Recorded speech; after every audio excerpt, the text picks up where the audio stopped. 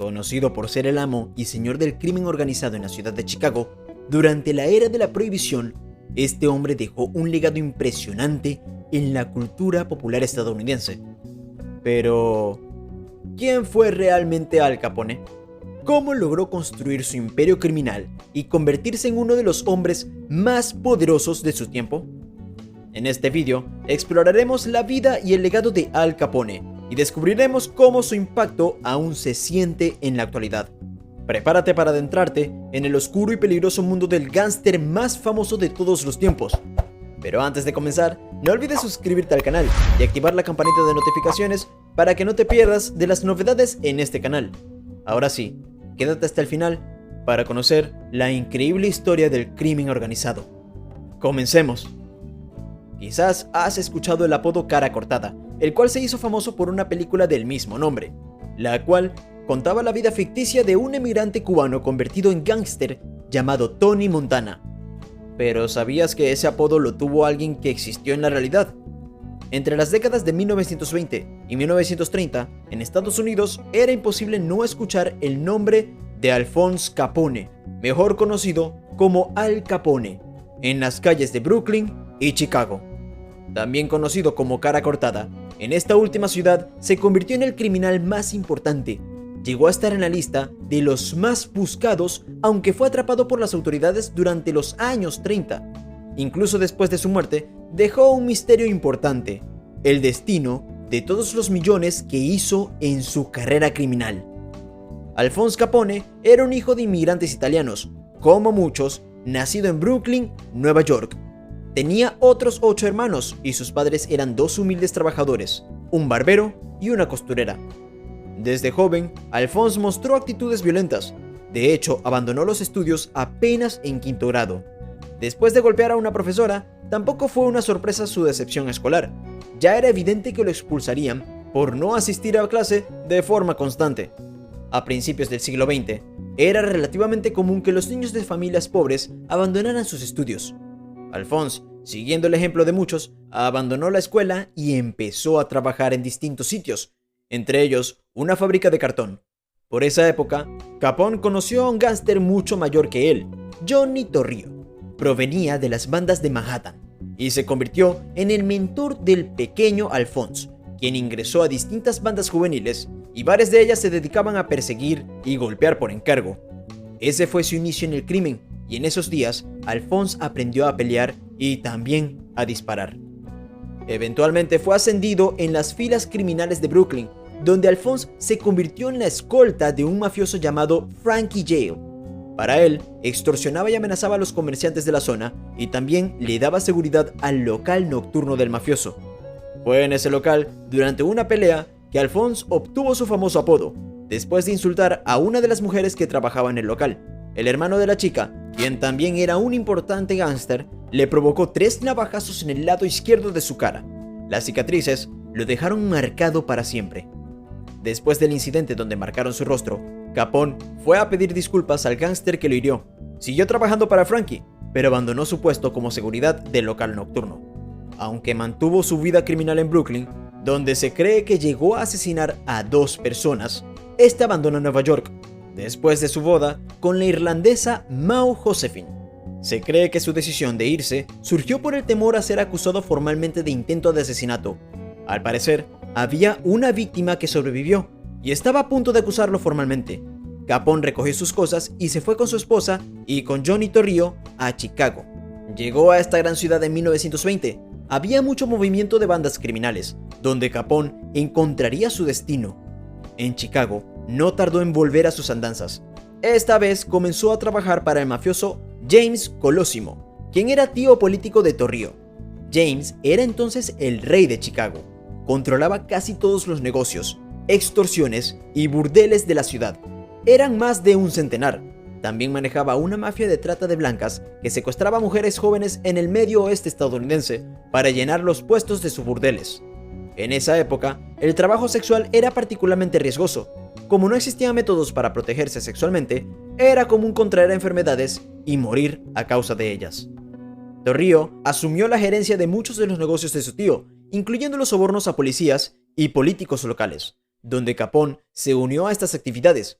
pero demasiado pronto comenzaron a surgir diferencias. James decidió abandonar a la tía de Torrio para estar con una cantante más joven. Esto abrió una brecha entre ambos. Para entonces, Torrio ya prácticamente controlaba el imperio de su tío. Y entonces, una política muy criticada de Estados Unidos entró en vigencia: la prohibición. Esta ley prohibía todo consumo y comercio de alcohol. Era una ley federal, lo cual implicaba sentencias más fuertes a quienes consumieran. Como muchas leyes que generan prohibiciones, lejos de suspender el consumo de alcohol, esta ley alimentó un mercado negro que movió millones de dólares por varios años. James, peleado con Torrio, no estaba seguro de mantener el negocio de alcohol en sus locales. Ya tenía suficientes actividades ilegales con la extorsión y la prostitución. Además, siendo un crimen federal, el alcohol implicaba un riesgo mucho mayor. Se negó a entrar en este sector por miedo a las disputas que surgirían con otros mafiosos. Este fue el punto de quiebre con Torrio, quien estaba ávido de tomar las riendas de sus negocios. Poco tiempo después, James apareció muerto en la puerta de uno de sus negocios. Un conocido lo asesinó. Luego Torrio asumió el poder y le entregó a Capone la dirección de casi toda la banda. El temor de James tenía sentido, y el tiempo le daría la razón. Las grandes cantidades de dinero que movía el negocio del alcohol causaron una sangrienta guerra entre bandas en Chicago. La ciudad entera se convirtió en un hervidero de disputas territoriales entre bandas. Se estima que 100 personas murieron en atentados durante la década de los años 20. Esta fue la época dorada de los gángsters en Estados Unidos. La violencia se extendió tanto que nadie estaba seguro, ni siquiera los jefes de bandas. El propio Torrio fue víctima de un atentado en 1925. Recibió varios disparos y una golpiza que casi lo mata. El mafioso sobrevivió y tomó este atentado como una advertencia. Después de estar un año en prisión, le dejó todos sus negocios a Capone y volvió a Italia. Así fue como Capone asumió el poder de la banda más grande de toda Chicago. Su imperio creció a fuerza de alianzas con mafias cercanas y de mucha violencia contra quienes se resistían. En algún punto, se cree que Capone tuvo a su disposición a miles de delincuentes, asesinos, ladrones y extorsionadores. Todo esto en un año. Ya para 1926, Capone controlaba a todas las bandas de la ciudad excepto a dos. No tardó en formar acciones y acabó con todos los miembros de esas dos bandas en grandes masacres. El control de Capone estaba en casi todos los negocios de Chicago. Sus maleantes cobraban extorsiones para proteger a los comerciantes. Tenía cervecerías, locales nocturnos, burdeles, tabernas clandestinas, sitios de apuestas. También controlaba las carreras de caballos y perros. Pagaba a las asociaciones de comercios y trabajadores. Controlaba almacenes, el transporte marítimo de mercancías y, por supuesto, pagaba a jefes policiales y políticos locales para mantener la seguridad de sus negocios. Ante la población, se mostraba como un gran benefactor. Donaba a los pobres. Creó comedores durante la Gran Depresión para dar comida a los desempleados. Hasta repartió leche en las escuelas. Todo estaba dirigido a mejorar su imagen pública. Pero en privado, vivía lleno de lujos. Tenía las mejores ropas, decoraciones y vehículos. Hasta sus sábanas eran de seda. Se estima que su fortuna alcanzó hasta $100 millones. Esto equivale a casi $1,5 billones de dólares en la actualidad. Tuvo en su nómina hasta el alcalde de la ciudad. Era casi intocable gracias a sus aliados policiales y políticos. Por eso, era imposible atraparlo por alguna de sus actividades ilícitas, ni siquiera por la violencia que alimentaba en la ciudad. Fue arrestado varias veces, pero los casos en su contra nunca prosperaban. Sin embargo, no contó con un problema técnico que precipitaría su caída. Si bien la fortuna de Al Capone era abundante, $100 millones a finales de la década de los 20 era una suma de dinero increíble. Lo cierto es que ninguno de los inmuebles estaba a su nombre. Era precavido y no quería mantener su nombre vinculado con los negocios. Pero no contó que igual debía declarar su renta. Unas nuevas leyes de impuestos permitieron que Capone fuese perseguido por evasión fiscal y sancionado con leyes federales. Los investigadores encontraron recibos que comprobaban sus ingresos. Durante el juicio, uno de los maleantes de Capone lo traicionó y descubrió que el mafioso había pagado a todo el jurado. A finales de 1931, Capone fue sentenciado a 11 años en una prisión federal y trasladado a la isla de Alcatraz. Su imperio se derrumbó en poco tiempo. La ley seca que impedía el consumo y comercio de alcohol fue derogada, eliminando el mercado negro y regulando estos productos. Con Capone encerrado, sus matones pronto comenzaron a enfrentarse entre sí y se acabó su poder. Aunque con menos poder, Capone seguía siendo uno de los delincuentes más famosos de la cárcel de Alcatraz durante la década de 1930, pero de repente comenzó a mostrar síntomas extraños. Olvidaba las cosas y su actitud era distinta. Para el momento en que fue liberado en 1939, se hizo evidente que tenía secuelas de una sífilis no tratada.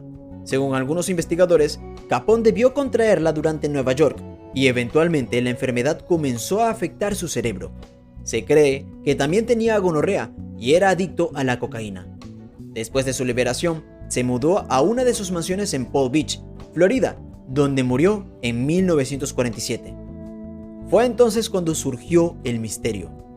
¿Dónde estaban los millones que amasó durante tanto tiempo? Se dice que los problemas mentales que sufrió durante sus últimos años impidieron que revelara el lugar exacto donde había escondido el dinero. Al momento de su muerte, no podía comunicarse bien para explicar sus deseos de herencia, y tampoco dejó un testamento. Más de 100 millones de dólares por ahí, sin que nadie supiera dónde encontrarlos. La verdad es que desde que Al Capone entró a prisión, sus hermanos asumieron el control de lo que quedó del imperio. Varias veces fueron atrapados por sus transacciones. Las autoridades federales los tenían en la mira. De hecho, uno de ellos fue condenado por una transacción de apenas $1,200. Existen muchos mitos sobre el destino que tuvo el dinero. Se dice que en Michigan hay una parte de la fortuna enterrada. Una leyenda urbana dice que Capone visitaba mucho una de sus propiedades en esa ciudad y habría escondido bajo la tierra algunos millones. De hecho, a una de las vías se le llama la calle del $1.000.000. Muchos han intentado buscar el dinero sin éxito. Otros creen que la idea de una gran fortuna de Capone es realmente un espejismo. Si bien el mafioso hizo una enorme cantidad de dinero con sus negocios sucios, lo cierto es que no era el mejor de los administradores. No solo era adicto a las drogas, también frecuentaba burdeles y tenía una importante adicción a las apuestas. Ganaba mucho, pero también apostaba demasiado. Poco se sabe con certeza sobre esta millonaria fortuna. El único legado seguro que dejó este mafioso fue su historia como principal criminal de Estados Unidos en la década de los 20 del siglo pasado, considerado el enemigo público número 1 del país. Después de explorar la vida y el legado de Al Capone, podemos concluir que su historia es mucho más compleja de lo que parece a simple vista. A pesar de ser un criminal despiadado, Capone también fue un hombre astuto y visionario que supo aprovechar las circunstancias para convertirse en uno de los líderes más influyentes de su tiempo. Su legado sigue siendo objeto de fascinación y debate, y su figura continúa inspirando la cultura popular de todo el mundo. En definitiva, Al Capone es un personaje que no deja indiferente a nadie, y cuya huella en la historia del crimen organizado perdurará por siempre. Y recuerda, para que no te pierdas nada, no olvides suscribirte, darle a la campanita de notificaciones y dejar un like si también te gustó la historia de este increíble mafioso. Saludos y hasta la próxima.